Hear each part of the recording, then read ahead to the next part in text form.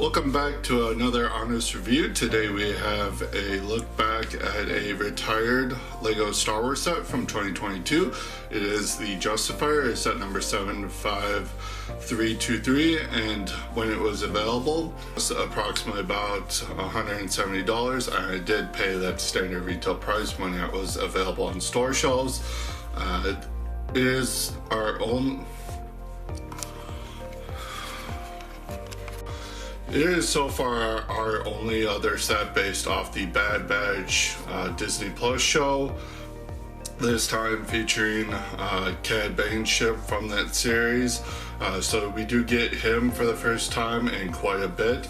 We also get Omega, who was also missing from the shuttle there. But without further ado, let's start deconstructing the set and seeing how it stacks up. Starting as always with the minifigures. So first figure we're going to take a look at is Hunter. He is the exact same that you got in the Bad Batch attack shuttle. The only difference here is they only suggest you put one knife in his hand instead of both. That is his accessory. Otherwise, all the prints are the same. Same helmet print, looks very nice. Same torso and leg printing. You do have the same back printing as well, with the Commando backpack printed on the torso there. Removing the helmet, again, it's printed very nicely. You do have that same double-sided head here, where you can see both expressions. They both look very nice, capture the character quite well. And you do get, and like the attack shell, you do get an alternate hairpiece for him. I don't think this hairpiece captures his hair in the show pretty well. I think the Loki hair, that black one, that was Old Man Luke's, I think that would have been better, but it does get the job done. Looking at Fennec Shand, knocking at his accessories first, you do get the typical small pistol and a briefcase. Both standard LEGO elements. You do get a nice molded helmet here. This entire figure is the same that you could have gotten in the light cruiser set from the previous year, or the Boba Fett's throne room from the following year. But that helmet is very nicely molded. It's not dual molded or anything, it's just painted that way. You have some nice torso printing, some nice leg printing as well, and you also have arm printing on this figure. That is a rarity in Star Wars, but it's becoming a little bit more common. I really like that they included it here. What I'm not a fan of though is the orange is supposed to be the same color as the helmet, the plastic of the helmet there, and it's kind of muted out a little bit from being just printed on the black there. So LEGO's quality control is kind of lackluster there. You have some nice back torso printing. Removing the helmet, you have some nice facial detail, capturing the actress quite well. An alternate expression with a kind of a more cockier look. And also, unlike the light cruiser, but you do get an alternate hairpiece for her. This is the Makari one from the Marvel Superheroes line. Kind of reflects her hairstyle a little bit, but I would have preferred a new mold for her. But it does look nice, and I really appreciate the alternate option there. Next up, taking a look at Omega. This is the exact same figure that was later included in the Advent calendar. I already went over that one. So, brief rundown. You have a nice torso reflecting her outfit that she wore in like the first season, which looks really nice. You get some arm printing as well, which really wasn't needed, but I'm glad they did it. It really adds to the look of the character there. You have a pair of handcuffs to put on her, so that's pretty nice. You get a nice facial print with a nice color chosen for the skin tone, matches the rest of the clones there. And then her hairpiece is just the second generation of the Harry Potter hairpiece, just molded in a tan color. And then flipping her around to the back, you can see she has some nice back torso printing, as well as a nice aggressive facial expression. Next up, we got Toto 360, Cad Bane's personal droid. It's a single molded piece like we've been seeing for the BD1 droid, all that. It does look nice. They did capture all the necessary details of the droid. And you do have some nice printing on the front, just to recreate the look of the character. And last but not least, we do have Cad Bane. It was pretty much a decade since we last got the character when the set was released, and Lego went all out with creating a couple new molds just to create the character here. So that is a new mold for the hat there, and then his breathing apparatus, and both look really nice. That hat hasn't appeared in another set since this, but it does reflect it pretty nice. So does the tubing there. He does come with a couple of the small pistols there as accessories. The torso print is pretty nice, reflecting how he looks in the Bad Batch episode he appears in. He's got some nice leg printing as well, carried all the way down. One thing I would gripe about, he doesn't have any arm printing there, and since Fennec and Omega do, Cad Bane has some really nice details on his arms that I would have liked to have seen be printed. Removing that hat so you can get a better look at his face print. There's nothing underneath the tubing there that obscures his face, but the detail there is pretty nice as well. Moving on to the back, you can see some nice back torso details here, and then removing the breathing apparatus so you can get a better look at the underneath of that torso print. It's really nicely detailed. So talk about the main build of the set, the namesake, the Justifier. The build experience was pretty enjoyable. It's very technic heavy in its build. Most big Star Wars ships tend to be. Going over some of the details here. There were some very nice part usages here. Any of the decorated elements that you see on the set here, unfortunately they are stickers. There is one printed piece which I'll point out when we get to it, but per usual, the stickers, the color of the sticker doesn't match the plastic. That is unfortunate. This thing has a pretty nice wingspan, all things considered. You have some nice details here. So you have some nice greebling here built up with some nice parts.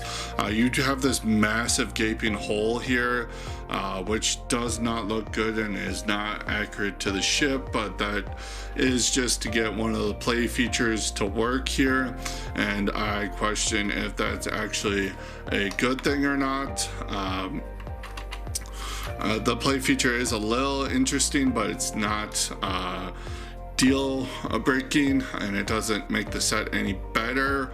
But getting into that, you pretty much just take the back engine here and it rotates up into flight mode, and you just have that entire Technic mechanism in there to make that work.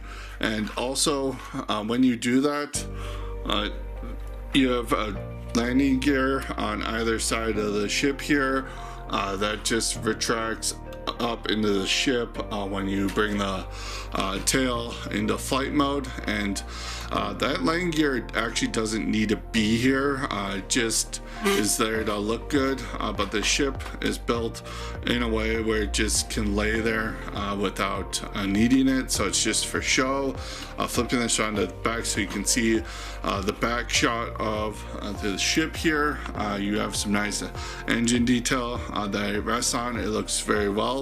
You do have the back landing skid here as well, which is pretty free floating, but it's how that is designed. and it just rests on this little piece of the ship that comes down when it's in landing position. On the other side of the ship, you do have the engines here at the end of the wings with some guns for some firepower.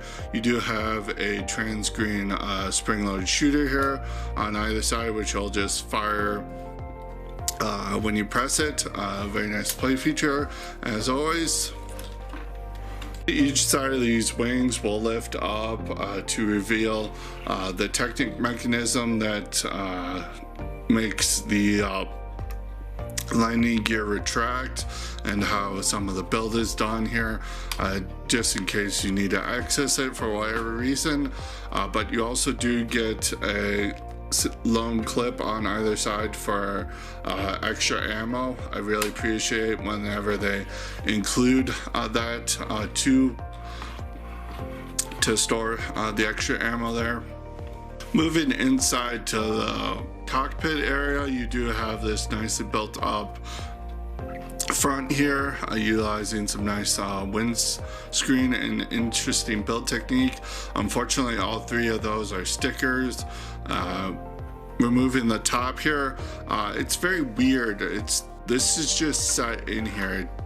There's no clutch power to it whatsoever, so it just, the canopy just lifts up.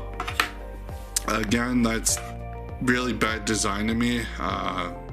If you flip the ship over, it's going to come flying off, and that's not really good. I'm guessing they didn't expect kids to be doing that, but it's kind of poor oversight in my opinion.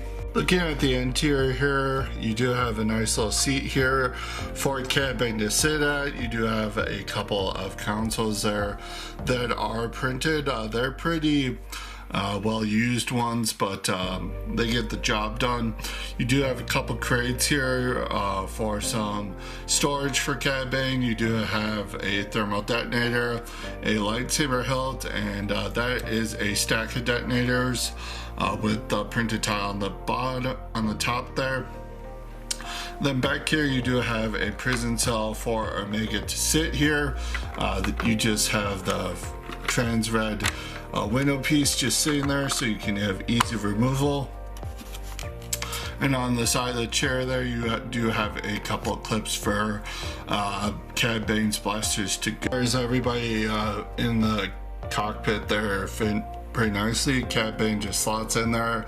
You have the mini dog grip there holding his feet there, so he's pretty easy to get in and out. Again, you do have the clips on either side for his blasters. Really appreciate the weapon storage. You can pretty much put Toto anywhere in that cockpit you want, and Omega does fit there nicely. You have to put her a couple studs back and remove the window to get her in there, but it does work pretty nicely. And again, the top of this just sits in there, which again is not very good if you want to flip the ship upside down for a barrel roll or something, and that will also cause those to fall out since they're not connected to anything either. The very last thing to talk about with this ship is down here by the tail. You do have a little cargo door that's pretty easy to get into. Just flip it down, and inside you do get a nice little sub build. You get this nice little sub build of some of Cad Bane's stuff that he is in his cargo bay. Most of it's taken up by these three crates of credits here with some stickers on them. Again, they don't match the color of the plastic they're on. You do get this, which is supposed to represent Omega's little doll that she has in the show. It's pretty effective. It kind of looks like what it's supposed to.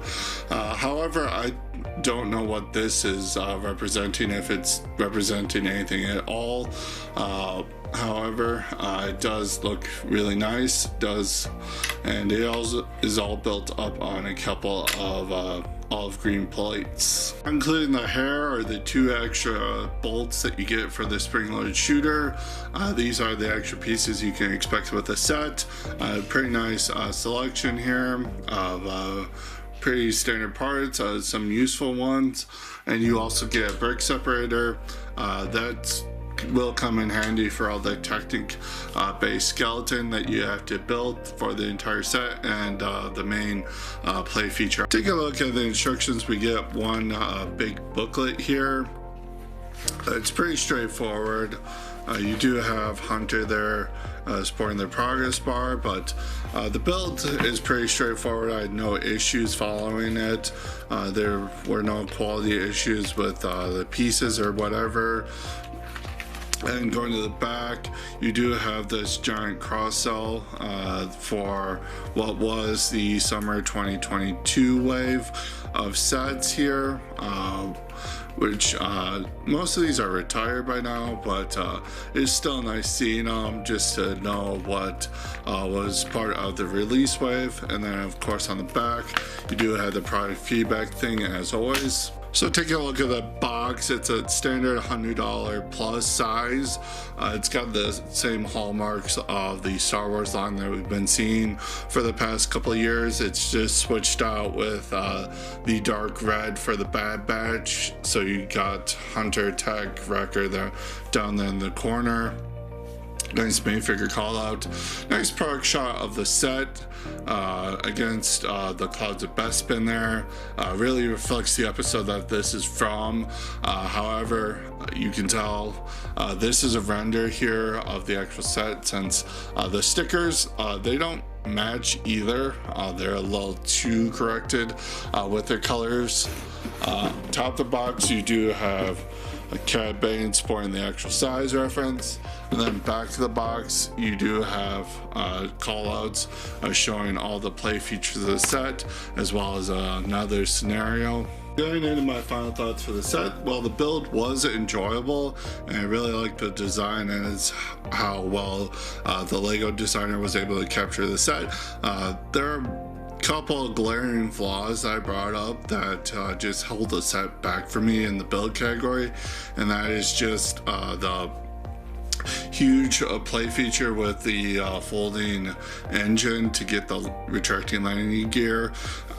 While that play feature is cool, it does compromise the build, especially with this big gaping hole in the back that's not supposed to be there.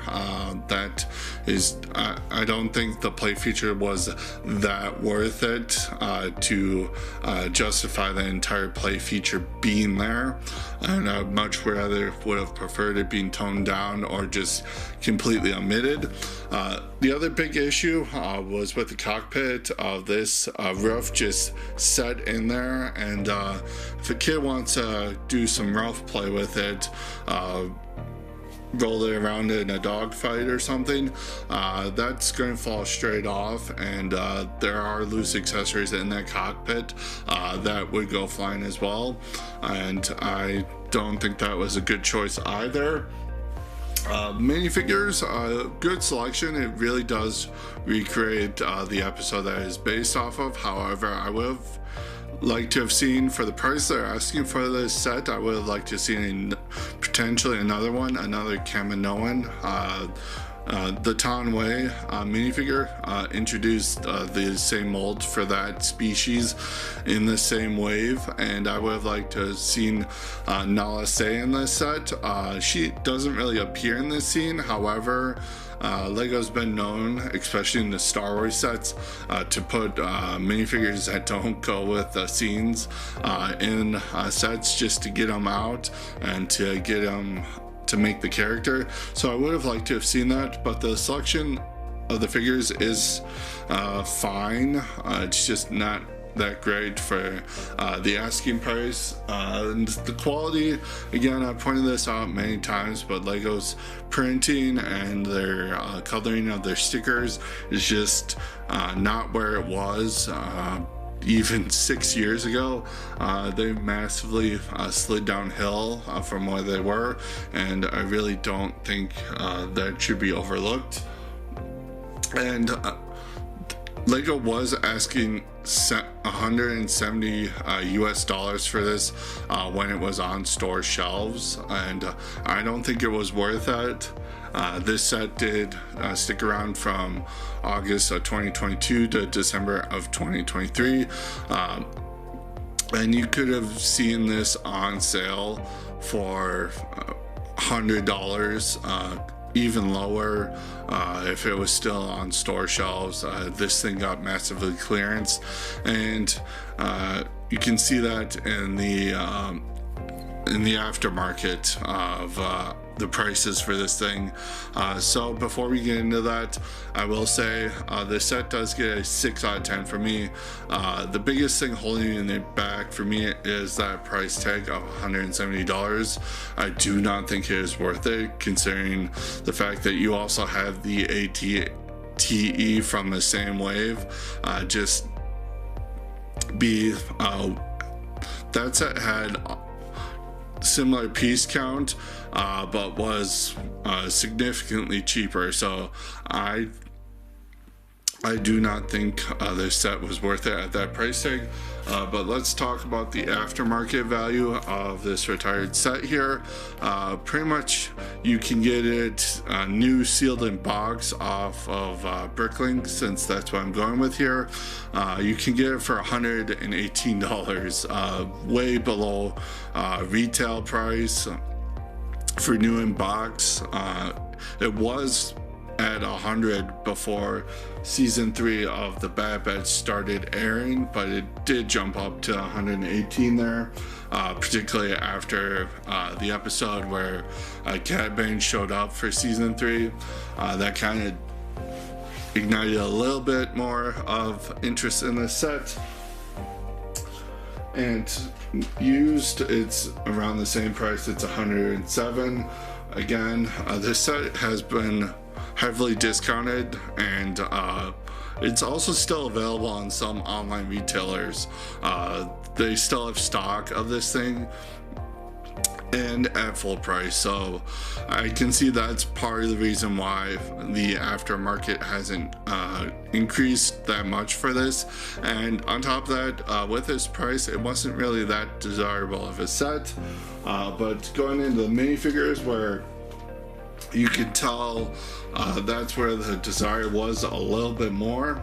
Hunter here, I've already addressed this in the Bad Batch Shuttle review, but he was originally around like $7 before season 3 started airing. He's jumped all the way up to pretty much $10 by the end of the finale here, and I can guess why is the low price is probably because more people parted out this set on Bricklink and sold the minifigures, and Hunter came in 2 sets opposed to the rest of his crew, which only came in that one. That's probably due to that. Fennec, however, Fennec Shin, despite coming in 3 sets, this is pretty much the only one where you got both her helmet and her hair, and as such, she is worth approximately $15 on the aftermarket in new good condition. Similar price for used. Omega, despite being a very pivotal character to the Bad Batch show, she's only worth about $6 on the aftermarket. Biggest reason I think is again, I think people parted this set out and just sold the minifigures. So the other thing, she also came in the 2023 advent calendar, which is a much easier thing to part out and get the minifigure. So I think there's a lot of her on the secondary market, so that's probably diluting her price a bit. Toto 360 is worth approximately $9. Again, he's pretty core to Cad Bane, so people may want him, but they don't necessarily want him. And the biggest fish here is Cad Bane. He's worth approximately $30 all by himself. So $30 of a $170 set is pretty on par. He's very clearly the one everybody wants out of this set, and I don't blame them. But those are my thoughts on this set.